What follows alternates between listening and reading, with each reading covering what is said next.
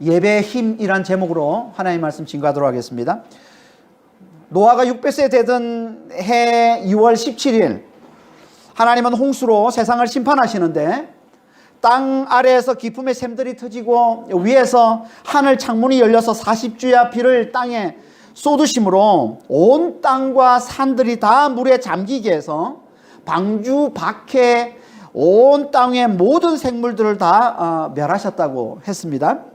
그리고는 노아를 기억하셔서 그를 구원해 주시는데 바람을 보내서 물이 물러가게 하심으로 노아를 구원해 주셨다고 했습니다.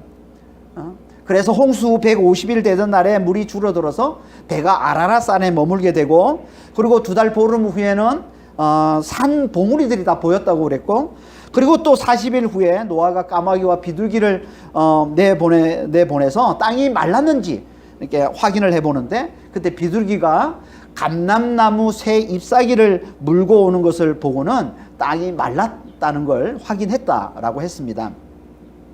그리고 이제 드디어 노아와 그 가족과 그 방주 안에 있는 모든 짐승들이 이제 방주 밖으로 나오는 이야기를 하게 되는데, 그게 오늘 본문 말씀인 겁니다. 13절 14절 한번 보겠습니다. 601년 첫째 달 곧 그 달 초하룻날에 땅 위에서 물이 거친지라 노아가 방주 뚜껑을 제치고 본즉 지면에서 물이 거쳤더니 둘째 달 21의 날에 땅이 말랐더라. 여기 보면 노아 나이 601세 되던 해 1월 1일에 땅에서 물이 거쳤다 이렇게 얘기를 합니다. 그리고 노아가 방주 뚜껑을 제치고 이제 지면에서 물이 거친 걸 보았다라고 얘기하고 있습니다. 물이 딱 거친 걸 봤어요, 노아가. 그런데도 그럼 바로 나가지 않고 2달을 방주에 더 머물렀다는 겁니다. 그리고는 2월 27일에 홍수가 일어난 지 1년 10하루가 되는 날이죠. 그러니까 성경에서는 음력으로 계산한다고 했습니다, 날짜를. 양력으로 하면 1년이, 음력으로 1년이 354일인데 여기다가 10하루를 더하면 365일, 양력으로 딱 정확하게 1년이 되는 때인데, 이날 땅이 이제 더 완전히 마른 후에 그때 방주 밖으로 나왔다라고 얘기를 하고 있는 거예요. 여기 보면 13절에 물이 거쳤다 라고 얘기를 하고 있는데, 여기 거쳤다라는 이 말도 마르다는 뜻입니다. 이 하라브라는 단어도 마르다라는 뜻으로 쓰이는 단어예요. 그리고 14절에 또 땅이 말랐다라고 얘기했는데, 이 단어가 다른 단어긴 한데, 이 말랐다는 단어는 야벳이라고 그래서 물기가, 이 수분이 빠진 상태를 나타내는, 그래서 시들다는 뜻도 되는데요, 이 단어가. 그러니까 더 마른 상태를 나타내는 거죠. 하지만 뭐 둘 다 마르다는 뜻이에요. 이게 둘 다 마르다는 뜻으로 쓰이고 있는 단어입니다. 그러니까 1월 1일에 601세 되던 해 1월 1일에 눈으로 직접 노아가 방주 뚜껑을 열고서 직접 지면을 확인했어요. 땅이 말랐다는 거. 그걸 확인하고도 노아는 방주 밖으로 나오지 않았다는 겁니다. 1년 가까이 그 답답한 그 방주 안에만 갇혀 있었기 때문에 땅만 마르기만을 학수고대했을 것이고, 그렇게 기다리던 땅이 이제 말랐는데도 우리 같으면 그 마른 걸 확인했으면 이제 갑갑해서 나오지 않겠어요? 나왔을 것 같은데 노아는 그러지 않았다는 겁니다. 2달이나 더, 하루도 아니고 이틀도 아니고 일주일도 아니고 2달이나 더 방주 안에 머물러 있었다는 겁니다. 왜 그랬을까요? 왜? 답답하지 않았겠어요? 너무나 힘들지 않았겠어요? 그 갇혀 있는데 방주 안에 나오기만을 기다렸을 것 같은데, 근데 왜 땅이 마른 걸 확인하고도 2달이나 더 그 방주 안에 머물렀을까요? 그건 아직 하나님께서 방주 밖으로 나오라는 말씀이 없었기 때문에 그런 겁니다. 말씀이 없었기 때문에. 그러니까 노아는 지금 자기가 보기에 땅이 아무리 말랐어도 하나님 말씀이 떨어지지 않으면 아직 때가 아니라고 여긴 거예요. 이게 노아의 믿음이었던 겁니다. 하나님을 경외해서 하나님 말씀을 잘 받아들이는, 그래서 항상 그분의 그 말씀을 듣고 움직이는, 하나님을 굳게 의지하는 믿음의 사람이 노아였던 거죠. 그래서 그는 심판이 있기도 전에 하나님의 말씀을 듣고서 방주를 만들라라는 이 말씀을 듣고서 방주를 열심히 만들었던 것이고, 그리고 심판 전에, 아직 심판이 오기도 전에 하나님께서 방주에 들어가라라고 말씀이 떨어지니까 그 말씀에 그대로 순종해서 자신과 가족과 또 짐승들을 데리고 방주로 들어갔던 것이고, 그리고 이제 홍수가 끝나고 이제 방주에서 나올 때가 됐는데도 다 눈으로 보기에는 나와도 아무 문제가 없을 것 같은 그런 상황인데도 아직 하나님의 말씀이 떨어지지 않으니까 그 말씀을 기다려서 방주 밖으로 나오지 않더라는 겁니다. 이게 하나님을 경외하는, 이게 하나님의 말씀을 잘 받아들이는 믿음이라는 거예요. 그리고 아마 이 노아는 하나님 말씀 그대로, 하나님 말씀하신 그대로 심판이 일어나고 홍수가 일어나서 온 세상을 다 멸하고 방주에 있는 자신과 가족들과 거기에 있는 짐승들만 구원해 주신 것을 경험하고는 이 믿음이 더 견고해졌을 거예요. 와, 하나님의 말씀이 이게 진리구나. 하나님의 말씀이 진짜구나. 그래서 그는 더 이 믿음이 견고해졌을 겁니다. 하나님의 말씀만을 붙드는, 하나님 말씀만을 의지하는, 하나님 말씀을 쫓아 사는 것만이 구원이라는 이 믿음이 더 견고해졌을 겁니다. 그래서 그는 자신에게 하나님의 말씀이 임하기만을 기다렸던 겁니다. 하나님은 이 믿음을 기뻐하시는 거예요. 하나님 이 믿음을 기뻐하시는 거예요. 이 믿음을 하나님은 이 믿음을 가진 자를 하나님께서는 의로운 사람이라고 여기고 하나님 반드시 구원해 주시고 축복해 주신다는 겁니다. 하나님 우리에게도 이 믿음이 있기를 원하시는 거예요. 노아가 가지고 있는 이 믿음이 있기를 원하시는 거예요. 너무나 귀한 이 믿음. 하나님의 말씀을 듣고 움직이는, 하나님의 말씀을 기다리는, 우리가 볼 때 아닌 것처럼 보여도 하나님의 말씀하시면 그 말씀에 순종해서 움직일 줄 알고, 우리가 볼 때 아무리 괜찮아 보여도 이제 뭐 방주 밖으로 나가도 아무 문제 없을 거 보이는 그런 상황임에도 하나님의 말씀하지 않으면 아직 때가 아니라고 여기고 그 말씀이 떨어질 때까지 기다릴 줄 아는, 하나님을 경외하는, 하나님의 말씀을 잘 받아들이는 이 믿음, 이 믿음을 하나님께서는 기뻐하시는 겁니다. 그리고 이 믿음을 가진 자를 하나님이 찾으시는 겁니다. 그리고 하나님께서 그런 믿음을 가진 자는 하나님이 책임지시고 하나님 구원해 주신다는 거예요. 하나님 책임지시고 하나님 축복해 주신다는 거예요. 솔직히 우리가 우리의 모습을 볼 때 그냥 우리 생각에, 우리 판단에 그냥 괜찮다고 싶으면 그냥 행동할 때가 많지 않습니까? 우리의 모습이.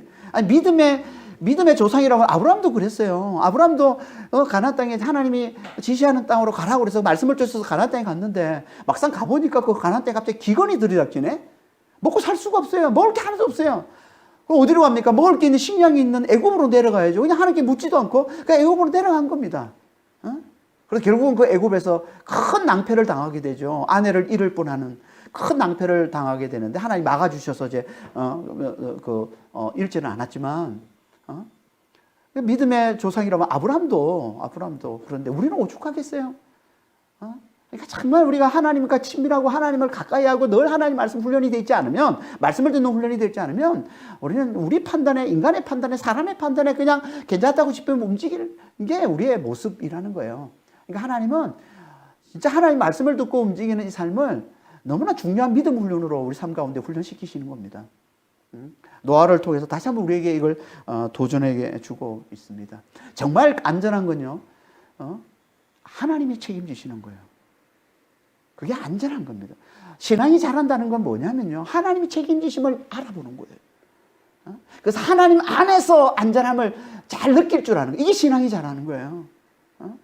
우리 신앙이 없을 때는 그냥 내가 판단하기에 이게 괜찮다고 싶어서 행동한, 그러니까 자기 판단에 안전하다고 여기는 대로 행동하잖아요. 그런데 그러다 보면 실제로 내 생각해 볼 때 문제 없을 것 같은데 행동을 했는데 낭패를 당할 때가 상당히 많거든요. 예상치 못한 상황들이 벌어지면서 어려움을 당할 때 얼마나 많습니까? 우리 삶 가운데. 그러니까 특히 믿는 사람에게 이런 모습들이 많이 나타나는데 그건 하나님께서 우리에게 믿음을 훈련하시기 위해서 그런 거예요. 하나님이 진짜 안전하신 분이라는 거예요. 하나님 말씀을 따라 순종하는 삶이 진짜 안전한 삶이라는 것을 그런 걸 통해서 하나님께서 훈련시키시는 겁니다. 그래서 믿는 사람들이 더 믿는다고 하는데도 하나님의 말씀을 듣지 않고 내 뜻대로 행해서 어려움을 당하는 일이 많은 거예요. 믿지 않는 사람은 별로 그런 일을 당하지 않아요. 하나님 따로 훈련시킬 필요 없으니까 믿지 않는 사람은. 그래서 믿는 사람은 훈련하셔야 되거든요. 늘 하나님을 가까이 하고 하나님을 의지하고 하나님 말씀에 순종하는 이 삶을 하나님 훈련하시기 때문에 하나님께 묻지 않고 나갈 때 어려움을 당하는 일들이 많이 나타나게 되는 겁니다.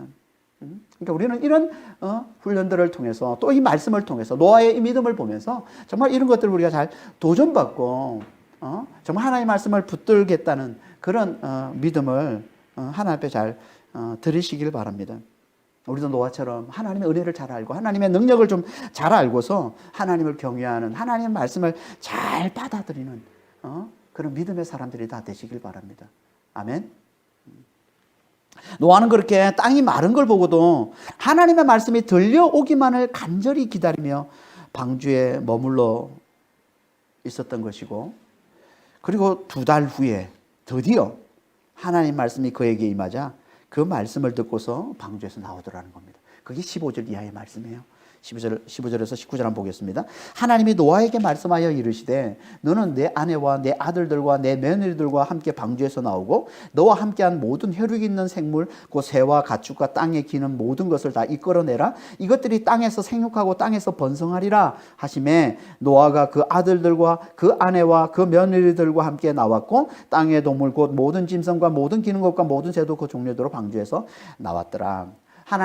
노아가 하나님 말씀을 듣고서 방주에서 나오는 이야기를 아주 구체적으로 말씀해 주고 있어요. 그러니까 하나님 말씀을 듣고 순종하는 이 노아의 이 모습을 하나님께서 우리에게 잘 이렇게 구체적으로 보여주면서 우리의 믿음을 도전하고 있는 거지.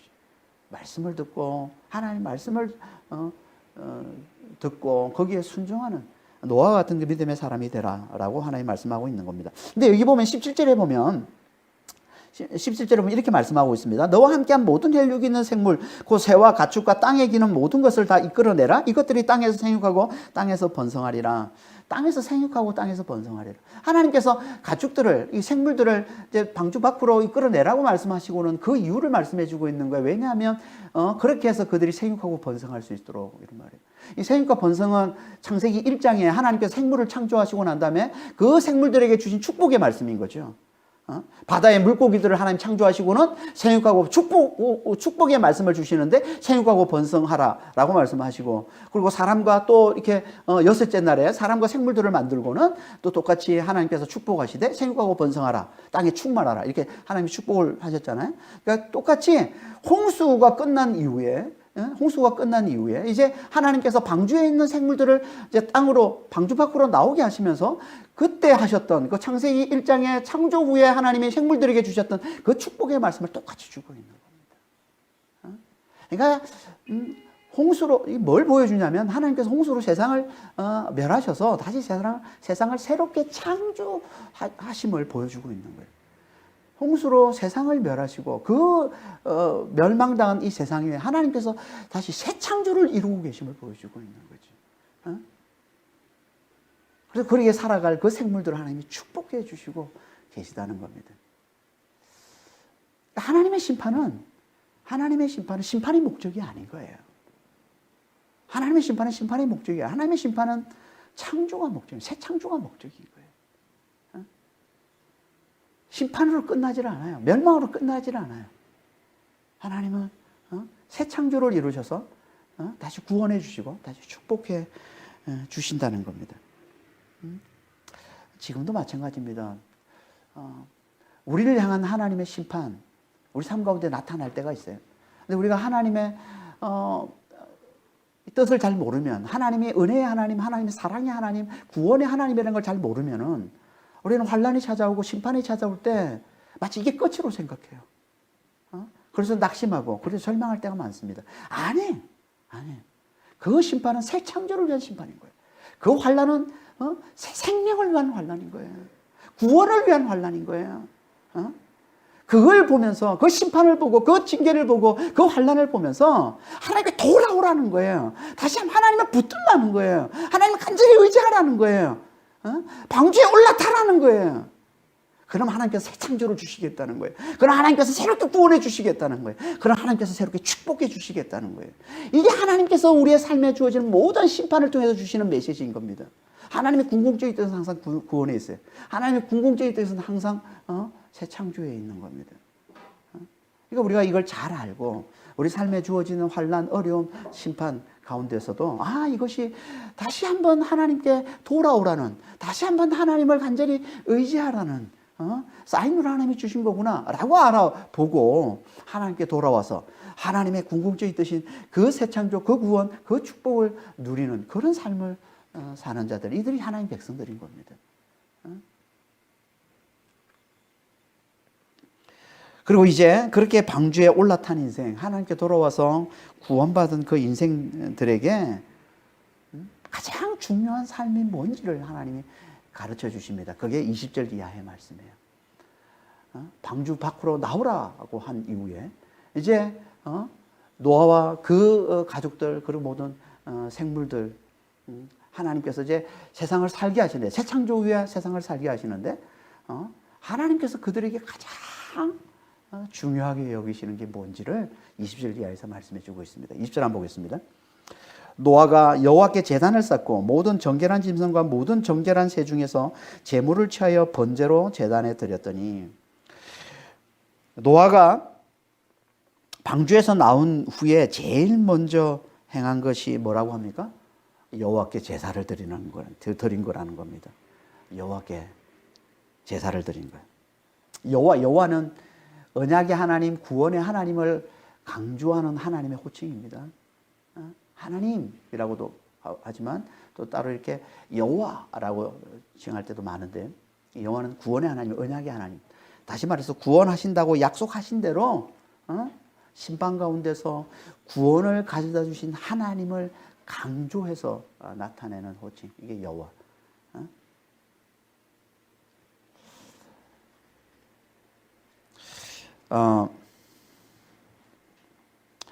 제일 먼저 방주에서 나오자마자 제일 먼저 여호와께 제사를 드렸다는 건 뭘 말하는 겁니까? 심판에서 구원해 주신 그분의 은혜를 가장 소중하게 여겼음을 보여주고 있는 거죠. 그걸 가장 우선했다는 건, 그 가장 먼저 했다는 건 심판에서 구원해 주시는 하나님을 가장, 그분의 은혜를 가장 소중하게 여겼음을 보여주고 있는 겁니다. 그래서 제단을 쌓고 번제를 드렸다라고 하는 거예요. 이 제단이라는 단어, 그리고 번제라는 이 단어, 여기가 성경에서 처음 나오는 건데요. 노아는 전에 제사를 드렸습니다. 아벨이 제사를 드린 것처럼 믿음의 사람들이, 하나님을 믿는 하나님의 사람들이 아벨을 비롯해서 제사를 드렸던 것처럼 노아도 제사를 드렸을 겁니다. 하지만 제단을 쌓아서 번제를 드렸다는 얘기는 없어요. 그런데 이번에는 세상을 멸하신 이 심판 가운데서 구원해 주신 큰 은혜를 경험하고서 좀 더 특별하게 제사를 드리는데, 그게 제단을 쌓고 번제를 드렸다는 겁니다. 번제는 나중에 이제 모세의 율법에서 이제 율법의 제사에 대한 율법이 나오는데, 거기 보면 가장 기본적인 제사가 번제가 됩니다. 번제. 그러니까 이 노아가 드렸던 이 번제를 율법의 가장 기본적인 제사로 삼아서 드리는 겁니다. 번제는 정결한 짐승을 잡아서 전부 다 불살라 태우는 제사인 거예요. 전부 다 불살라 태우는 제사. 이게 번제인데요. 이게 모든 제사의 기본이라는 거예요. 어떻게 보면 제사 중에 가장 중요한 제사가 이 번제라는 겁니다. 그래서 모든 제사에 번제는 반드시 다 들어갑니다. 번제는. 그리스도교는 어떤 의미가 있냐, 번제는 어떤 의미가 있냐면 속죄의 의미도 있고요. 하나님이 죄를 속해 주셨다는 속죄에 대한 의미도 있고, 감사의, 구원의 은혜에 대한 감사의 의미도 담겨 있고요. 또 강구의 의미도 담겨 있습니다. 은혜를 더 간절히 구하는 이 강구의 의미도 이 번제 속에 담겨 있고, 그리고 헌신의 의미도 이 번제 속에 담겨 있습니다. 한 군데 보면 레위기 1장 4절에 보면 이렇게 말씀하고 있습니다. 그는 번제물의 머리에 안수할지니 그를 위하여 기쁘게 받으심이 되어 그를 위하여 속죄가 될 것이라. 가장 기본, 이 번제의 가장 기본적인 의미가 속죄의 의미예요. 번제를 드리면 하나님 그 죄를 속하시는 거예요.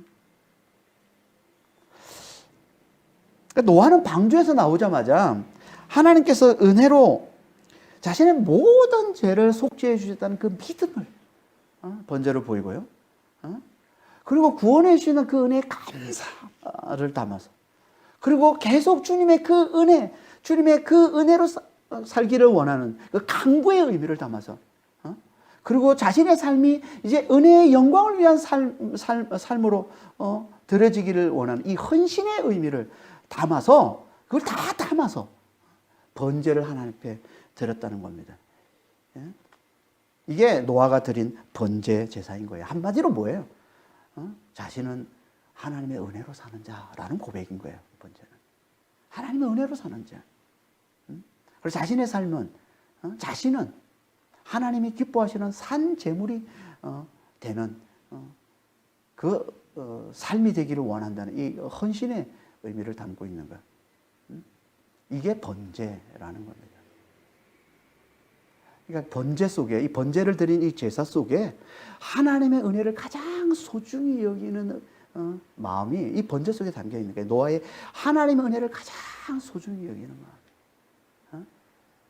그게 방주에서 나오자마자 이 번제를 제일 먼저 들었다는 것은 그걸 또 확실하게 나타내 보여주는 거죠. 하나님의 은혜를 가장 소중히 여기는, 구원해 주시는 그 은혜, 그 은혜를 가장 소중히 여기는 그 신앙, 그 믿음을 더 확실하게 보여주고 있는 겁니다. 우리 하나님이 이걸 얼마나 기뻐하셨겠습니까? 하나님이 가장 기뻐하시는 게 뭐냐면 하나님의 구원의 은혜를 제대로 알아보고 그 은혜를 가장 소중히 여기는 겁니다. 이게 하나님 가장 기뻐하시는 거예요. 그러니까 하나님의 은혜, 하나님의 그 구원의 은혜를 가장 소중히 여기는 표가 이 제사를 앞세우는 거예요. 번제 제사를 우리 삶에서 가장 앞세우는 겁니다.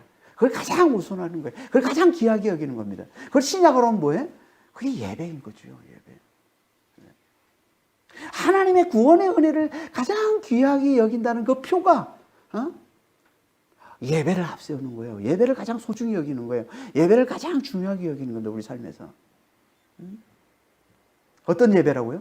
번제를 드린 것 같은 예배. 번제를 드린 것 같은 그 예배를 하나님께 드릴 때, 그걸 우리 삶에서 가장 앞세울 때, 그걸 하나님께서 하나님을 가장 귀하게 여기는 거야. 진짜 하나님을 최고로 높이는 자구나. 진짜 하나님의 은혜를 가장 귀하게 여기는구나. 그렇게 하나님 받으신다는 겁니다.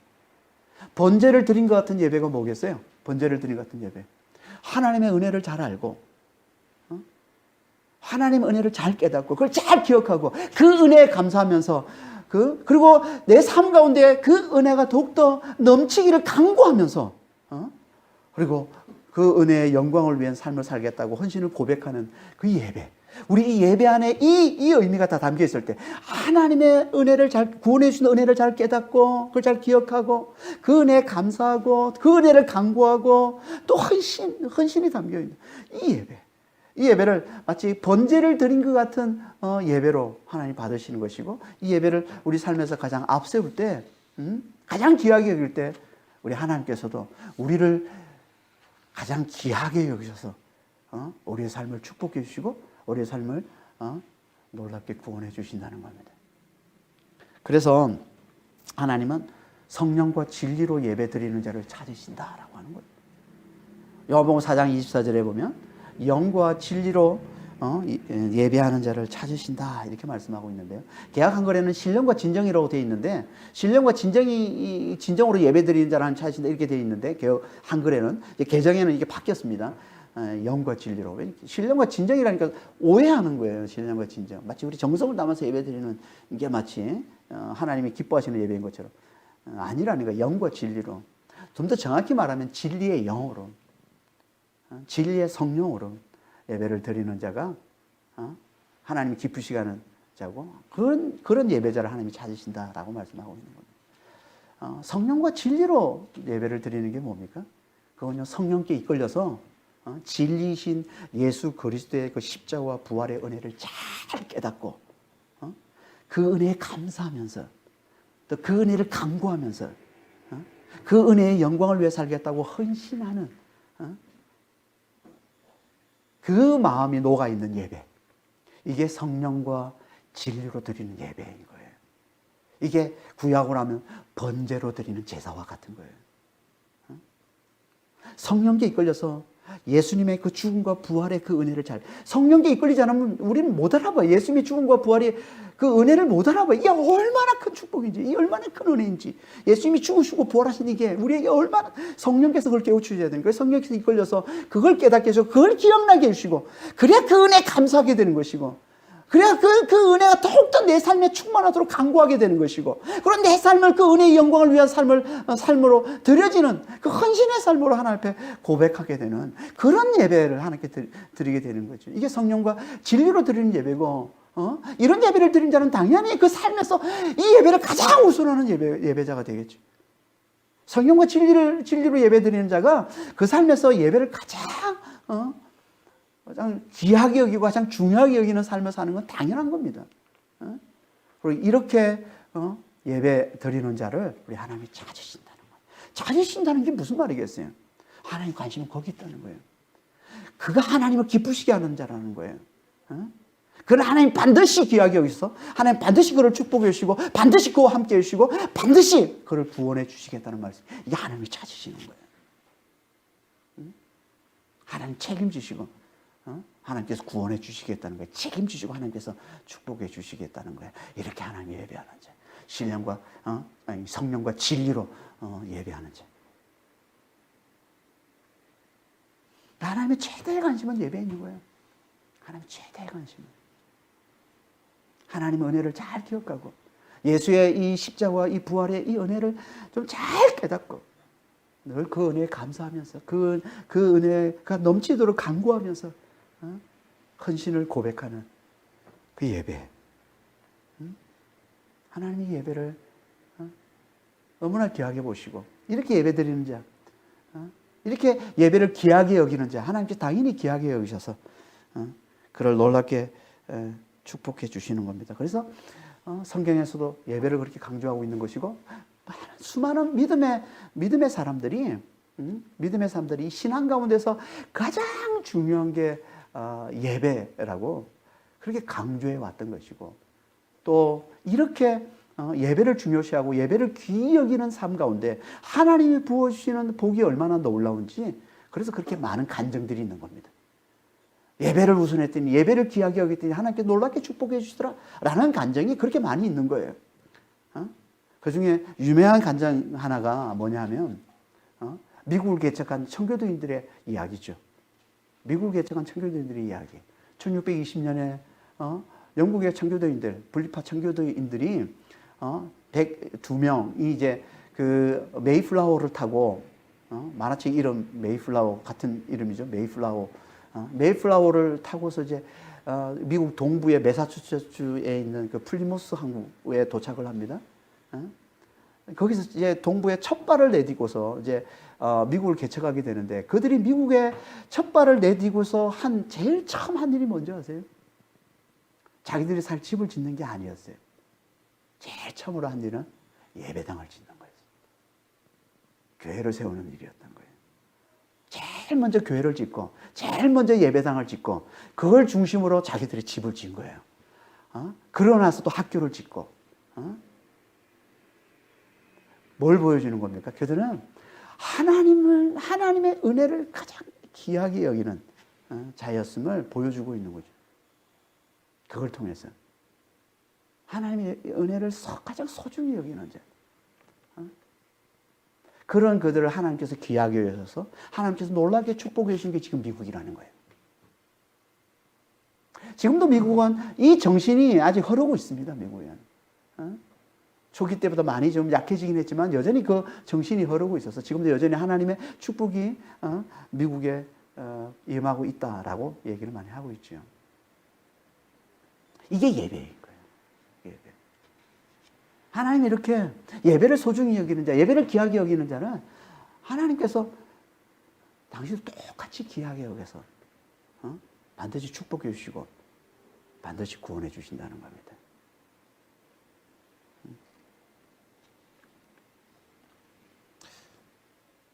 그걸 보여주고 있는 게 오늘 제 본문에 나오는 노아의 이야기죠. 노아의 이야기. 노아는 방주에서 나오자마자 하나님께 제단을 쌓고 번제를 드립니다. 근데 이 번제 제사를 하나님이 받으시고 노아를 얼마나 축복해 주신지를 보여주는 말씀이 그 밑에 나온 21절 말씀이에요. 20절 한번 보겠습니다. 여호와께서 그 향기를 받으시고 그 중심에 이르시되 내가 다시는 사람으로 말미암아 땅을 저주하지 아니하리니 이는 사람의 마음이 계획하는 바가 어려서부터 악함이라 내가 전에 행한 것 같이 모든 생물을 다시 멸하지 아니하리니. 여기 향기를 받으시고 개역 한글에 보면 험향하시고 이렇게 있어요. 향기를 맡으시는 거예요. 향기를 맡았다. 이 제사를 받아들였다는 얘기, 하나님께서 기쁘게 받았다는 얘기죠, 이게 지금. 근데 이 향기라는 단어가 재밌어요. 향기. 이 향기라는 이 단어가 어떤 뜻이냐면 이 향기에서 향이라는 단어가 이게 원래 뜻이 뭐냐면 진정시키다 이런 뜻이에요. 쉼을 가져다 주다, 만족을 가져다 주다, 진정시키다, 달래다 이런 뜻입니다. 이미. 그러니까 진정시키는 냄새, 만족을 가져다 주는, 쉼을 가져다 주는 냄새, 냄새를 하나님이 받으셨다.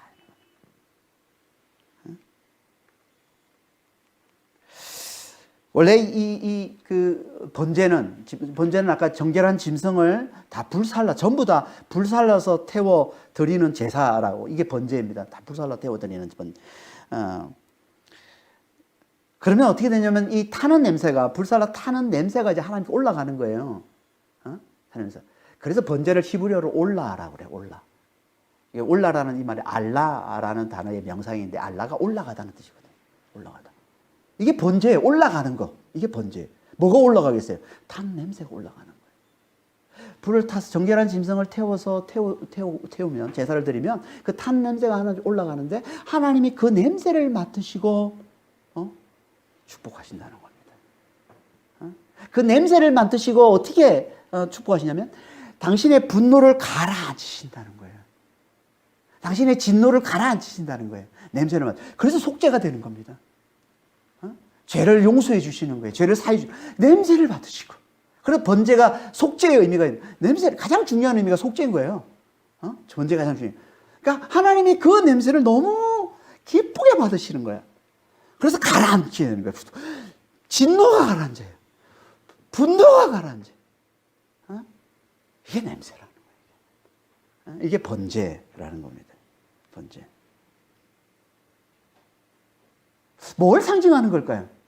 아니 무슨 짐승을 태워서 올려드리는 게 무슨 그게 타는 냄새가, 나중에 말라기에 보면 이제 나오거든요. 내가 무슨 타는 냄새가 구수해서 너에게 번제를 드리라고 하는 거냐? 그러면서 이제 의미는 모르고 그냥 짐승만 태워드리는 그런 제사를 하나님께서 받지 않겠다고 하시면서 하는 말씀이 있어요. 내가 무슨 탄 냄새가 구수해서 너에게 제사를 드리려고 하는 거냐? 그 의미를 모르면 의미가 없는 거예요.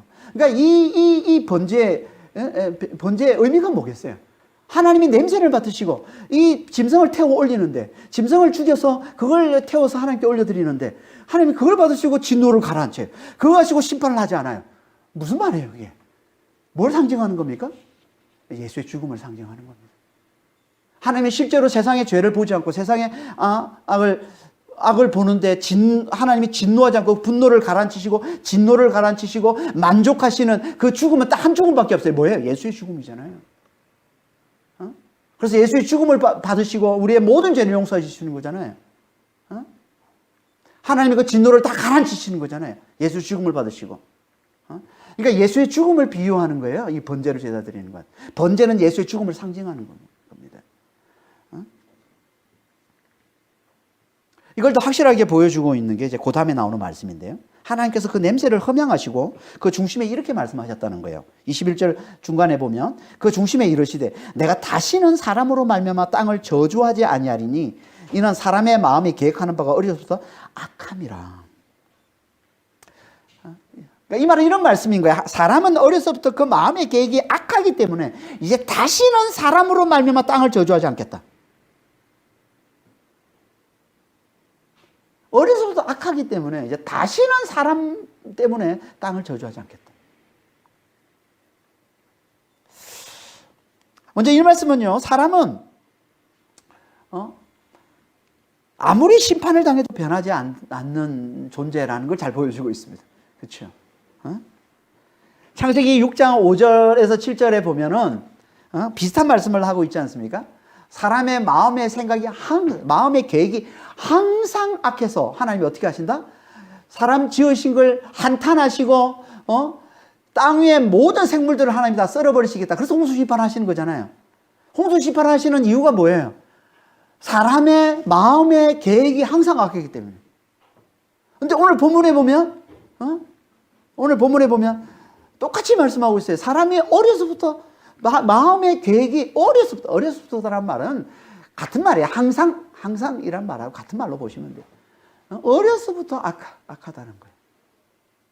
그러니까 홍수 이전의 사람의 모습하고 홍수 위의 사람의 모습이 하나도 바뀐 게 없다는 얘기죠, 지금. 항상 악해요, 사람이. 항상 악하다는 거예요. 뭘 보여주는 겁니까?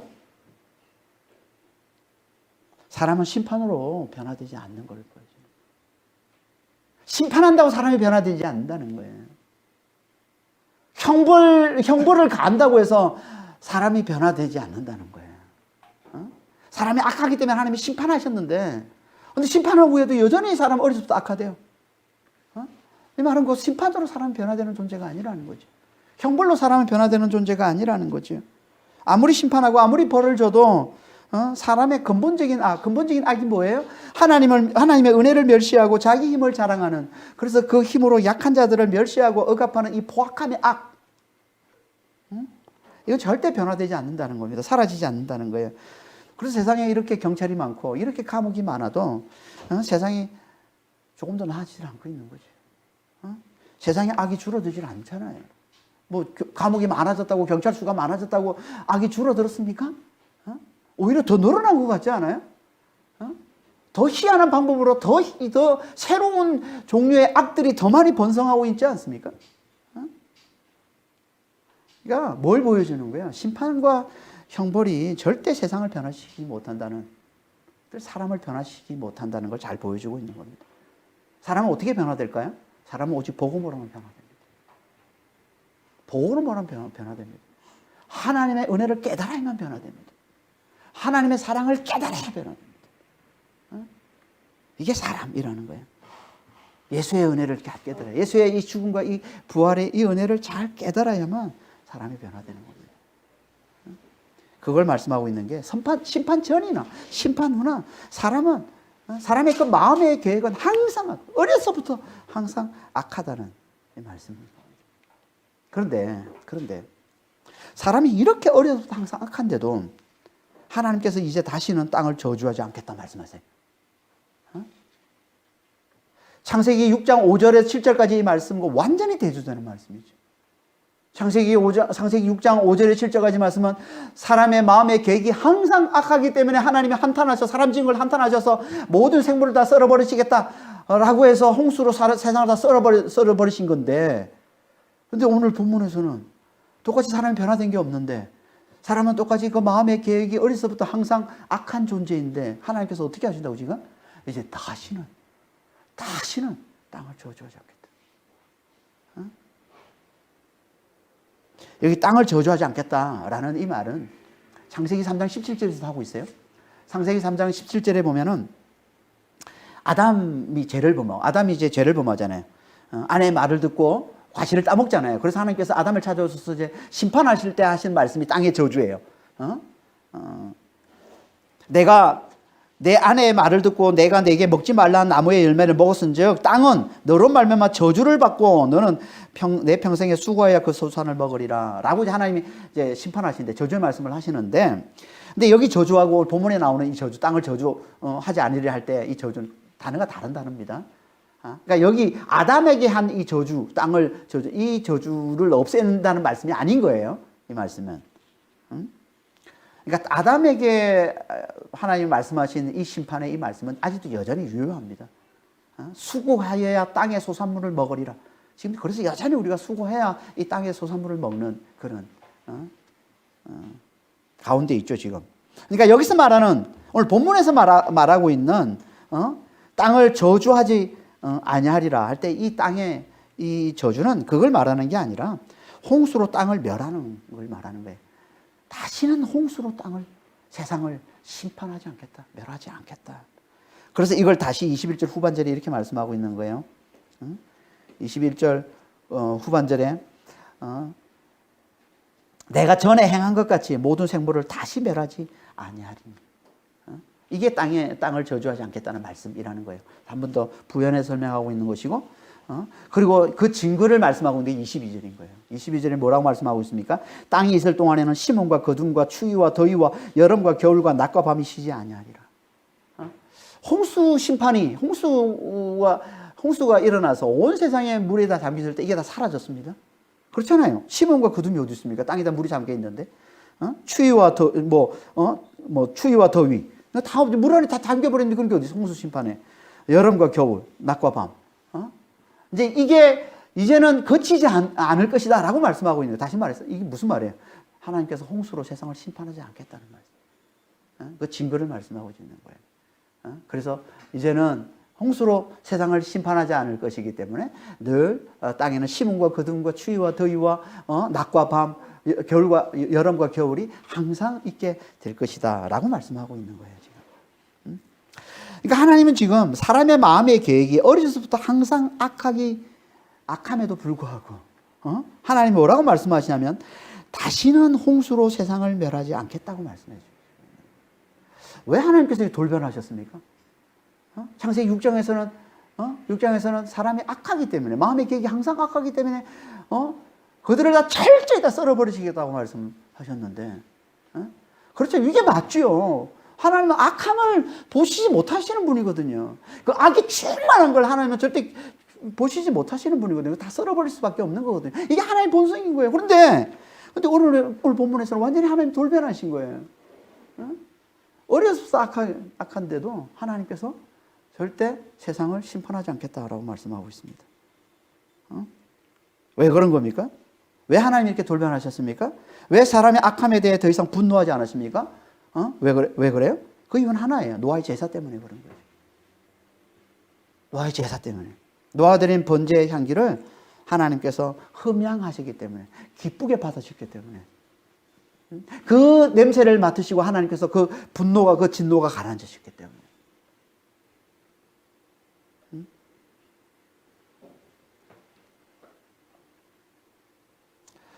그래서 이 제사를 받으시고 하나님께서 세상을 다시는 세상을 심판하지 않겠다.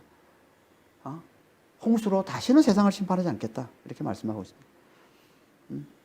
여기 노아는 사람을 대표하는 거예요. 사람을. 그래서 그가 드린 제사를 받으시고 사람의 악에 대한 이 진노가 다 가라앉았다는 거예요. 더 이상 사람의 악을 심판하지 않으신다는 거예요.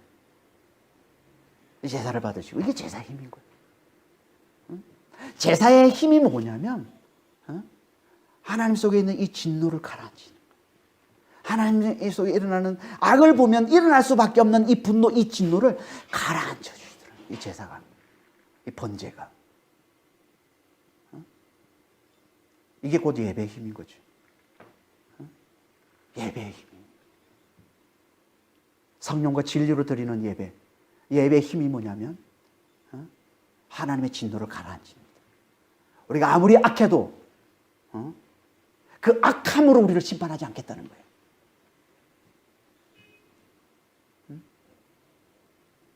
우리가 하나님께 예배를 드리면, 제대로 하나님께 예배를 드리면, 성령과 진리로 제대로 하나님께 예배를 드리면 하나님께서 그 예배를 흠양하시고 그걸 기쁘게 받으셔서 당신의 진노가 다 가라앉는다는 거예요. 그래서 우리 악을 심판하지 않으신다는 거예요. 우리의 죄를 용서해 주신다는 거예요. 우리를 오래 참아주신다는 거예요. 우리를 구원해 주시고 우리를 축복해 주신다는 거예요. 언제까지? 영원토록. 영원토록. 이게 예배의 힘인 겁니다. 이게 제사보다 훨씬 더 큰 예배의 힘인 거예요. 제사는 땅에서의 심판만 하나님께서 심판하지 않겠다고 말씀하신 거지만, 예배는 예수의 죽음을 기리는 예배는 예수의 죽음의 이 은혜를 알아보고 이 은혜에 감사하고 이 은혜를 간구하고 이 은혜에 헌신하는 이 예배는 영원히 심판하지 않겠다는 거예요. 그러니까 노아가 번제로 드린 이 제사는 이 예배의 비유인 거지. 예수의 죽음을 기리는, 예수의 죽음의 이 은혜를 알아보고 그게 감사하고 간구하고 헌신하는 이 성령과 진리로 드리는 이 예배의 비유인 겁니다. 이 실상은 영원히 하나님이 우리를 하나님의 심판을 막아주는 거예요. 예배가. 우리 예배만 잘 드리면 하나님의 심판을 막아주는 거예요. 그 예배. 하나님 그걸 기쁘게 받으셔서 분노가 가라앉아요. 진노가 가라앉아요. 우리가 아무리 악할지라도 우리의 악을, 우리의 죄악을 하나님이 용서해 주시는 거예요. 우리를 오래 참아 주시는 거예요. 환난 가운데서 우리를 구원해 주시고 축복해 주시는 거예요. 이게 하나님께서 우리에게 주시는 놀라운 복이에요. 뭘 통해서? 예배를 통해서요. 예배를 잘 드리는 게 얼마나 중요한지 몰라요. 아니 세상에 이거보다 더 큰 복이 있습니까? 하나님의 진노를 가라앉히는 이 복보다, 하나님의 분노를 가라앉히는 이 복보다, 하나님의 노하시면 세상을 멸하시는데 하나님의 그 진노를 가라앉히는 게 이게 예배라는 겁니다. 이게 성령과 진리로 드리는 예배라는 거예요. 이게 성령께 이끌려서 진리이신 예수 그리스도의 그 십자가와 그 부활의 그 은혜를 제대로 알아보고 제대로 잘 깨닫고 거기에 감사하며 그걸 간구하며 거기에 헌신하는 예배. 이 예배를 하나님 기쁘게 받으셔서 우리가 아무리 악할지라도 우리를 심판하지 않으신다는 겁니다. 영원히 심판하지 않으신다는 거예요. 영원히 우리 죄를 덮어주신다는 거예요. 영원히 우리 죄를 용서해 주신다는 거예요. 영원히 우리를 오래 참아주시는 거예요. 이게 예배의 힘인 거예요. 올 한 해 우리는 이 예배에 성공하는 한 해가 되길 바랍니다. 무엇보다 정말 예배 잘 드리는 예배 잘 드리는 한 해가 되길 바랍니다. 성령과 진리로 드리는 예배자가 되는 한 해가 되길 바랍니다. 성령께 이끌려서 예수의 이 죽음과 이 부활의 은혜를 잘 깨닫고 그게 그 은혜에 감사하면서 그 은혜를 늘 간구하면서 그 은혜의 영광을 위해서 헌신하겠다는 또 고백하는 이 예배를 하나님께 잘 올려드리시길 바랍니다. 이걸 우선하는, 이걸 앞세우는, 이걸 절대 양보하지 않는, 이 예배는 절대 양보하지 않는, 이 예배는 끝까지 굳게 잘 지키는 그런 한 해가 되시기를 바랍니다. 그러나 하나님께서 반드시 오늘 노아에게 주셨던 이 축복 우리에게도 주실 거예요. 우리가 아무리 악할지라도 우리를 심판하지 않으시고 우리의 죄를 하나님 용서해 주시고 우리를 오래 참아주시고 환난 가운데 있다 할지라도 하나님께서 우리를 거기서 건져주시고 우리를 구원해 주시고 우리를 축복해 주시는, 그래서 이 예배를 통해서 우리의 삶을 자연스럽게 우리의 삶을 변화시켜 주시는 이런 놀라운 은혜가 올 한 해 우리 교회 가운데 여러분 삶 가운데 넘치는 그런 한 해가 되기를 바랍니다. 우리 신앙에서 가장 중요한 게 예배라고 했습니다. 하나님이 찾으시는 자가 예배자라고 했어요. 성령과 진리로 예배드리는 자, 하나님이 찾으시는 자, 하나님이 가장 관심이 많으시고 하나님이 가장 기뻐하시고 하나님이 가장 관심이 찾으시는 성령과 진리로 예배드리는 예배자가 되셔서 올 한 해 하나님이 우리에게 주시는 놀라운 복을 받아 누리는, 우리를 향한 모든 진노가 다 가라앉고 분노가 가라앉고 그래서 하나님께서 우리를 용서해 주시고 우리를 축복해 주시는 그런 놀라운 은혜가 넘치는 그런 한 해가 다 되신 여러분 되시길 예수님으로 축원합니다. 기도하겠습니다. 하나님 아버지, 노아의 제사를 받으시고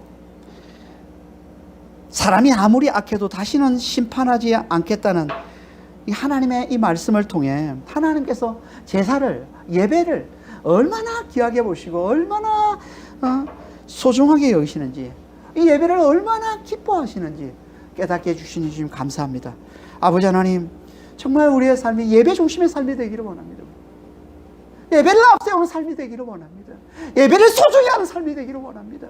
그래서 주님, 정말 하나님께서 우리의 삶을 똑같이 그렇게 소중히 여기셔서 아버지요, 우리를 놀랍게 축복해 주시는 아버지 하나님, 그런 삶이 될 수 있도록 주여 저희를 도우시고 주님 인도하여 주시옵소서. 아버지, 올 한 해 아버지 하나님, 저희는 정말 예배를 앞세우고 예배를 세상 그 무엇보다도 소중히 여기는 그런 한 해로 삼기를 원합니다. 하나님의 은혜를 가장 소중히 여기는 한 해를 살아가기를 원합니다. 아버지 하나님, 그런 저희를 주님께서 아버지 굽어보시고 주님께서도 아버지여 귀하게 여겨주셔서 아버지 하나님 저희 삶을 놀랍게 축복하여 주시옵소서.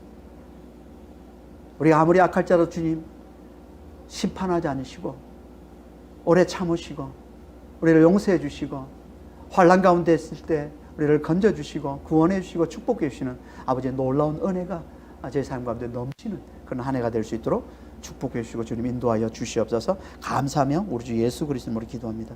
아멘.